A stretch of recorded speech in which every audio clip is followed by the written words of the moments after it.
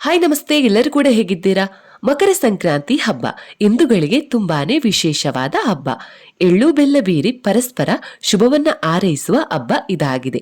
ಈ ದಿನದಂದು ಸೂರ್ಯದೇವನು ಉತ್ತರಾಯಣದತ್ತ ಸಂಚಾರವನ್ನ ಪ್ರಾರಂಭಿಸುತ್ತಾನೆ.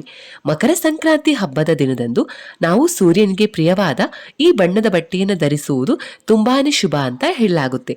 ಹಾಗಾದ್ರೆ 2025ರ ಮಕರ ಸಂಕ್ರಾಂತಿ ದಿನದಂದು ನಾವು ಯಾವ ಬಣ್ಣದ ಬಟ್ಟೆಯನ್ನು ಧರಿಸಬೇಕು ಅನ್ನೋದನ್ನ ಇವತ್ತಿನ ವಿಡಿಯೋದ ಮುಖಾಂತರ ತಿಳಿಯೋಣ. ಈ ವರ್ಷ ಮಕರ ಸಂಕ್ರಾಂತಿ ಜನವರಿ 14 ಮಂಗಳವಾರದಂದು ಬಂದಿದೆ. ಈ ದಿನ ಸೂರ್ಯನು ಧನು ರಾಶಿಯನ್ನು ಬಿಟ್ಟು ಮಕರ ರಾಶಿಯನ್ನು ಪ್ರವೇಶಿಸುತ್ತಾನೆ. ಆದ್ದರಿಂದ ಇದನ್ನ ಮಕರ ಸಂಕ್ರಾಂತಿ ಅಂತ ಕರೆಯಲಾಗುತ್ತೆ.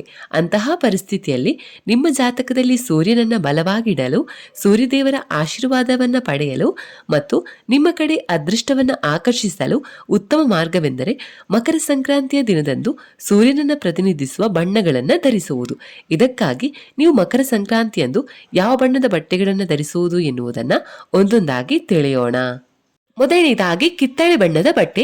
ಮಕರ ಸಂಕ್ರಾಂತಿಯ ದಿನದಂದು ಕಿತ್ತಳೆ ಬಣ್ಣದ ಬಟ್ಟೆಯನ್ನು ಧರಿಸುವುದು ಶುಭ ಸೂಚಕ ಅಂತ ಪರಿಗಣಿಸಲಾಗುತ್ತೆ.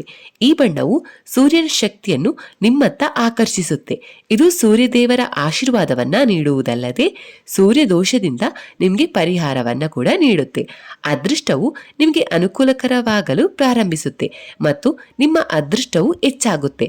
ಅಂತಹ ಪರಿಸ್ಥಿತಿಯಲ್ಲಿ ಮಕರ ಸಂಕ್ರಾಂತಿಯಂದು ನೀವು ಈ ಬಣ್ಣದ ಬಟ್ಟೆಯನ್ನ ಧರಿಸಬೇಕು.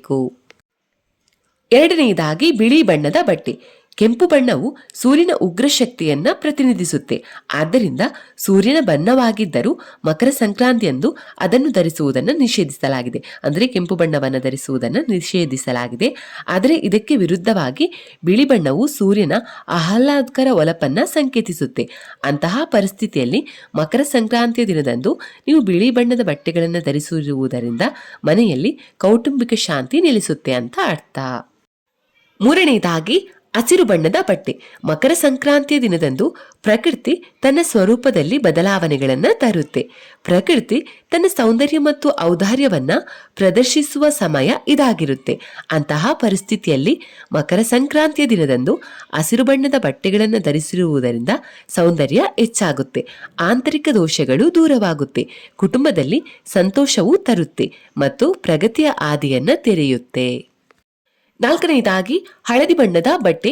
ಹಳದಿ ಬಣ್ಣವನ್ನ ಸಂತೋಷ, ಸಮೃದ್ಧಿ, ಸಂಪತ್ತು ಮತ್ತು ಉತ್ತಮ ಆರೋಗ್ಯದ ಸಂಕೇತ ಅಂತ ಪರಿಗಣಿಸಲಾಗುತ್ತೆ.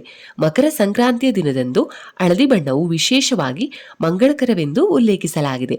ಅಂತಹ ಪರಿಸ್ಥಿತಿಯಲ್ಲಿ ಮಕರ ಸಂಕ್ರಾಂತಿಯ ದಿನದಂದು ಹಳದಿ ಅಥವಾ ಚಿನ್ನದ ಬಣ್ಣದ ಬಟ್ಟೆಗಳನ್ನು ಧರಿಸಿರುವುದರಿಂದ ಮನೆಯಲ್ಲಿ ಮತ್ತು ವ್ಯಕ್ತಿಯಲ್ಲಿ ಸಕಾರಾತ್ಮಕತೆ ಹರಡುತ್ತೆ ಮತ್ತು ನಕಾರಾತ್ಮಕ ಶಕ್ತಿಯು ದೂರವಾಗುತ್ತೆ ಎನ್ನುವಂಥದ್ದು ನಂಬಿಕೆ.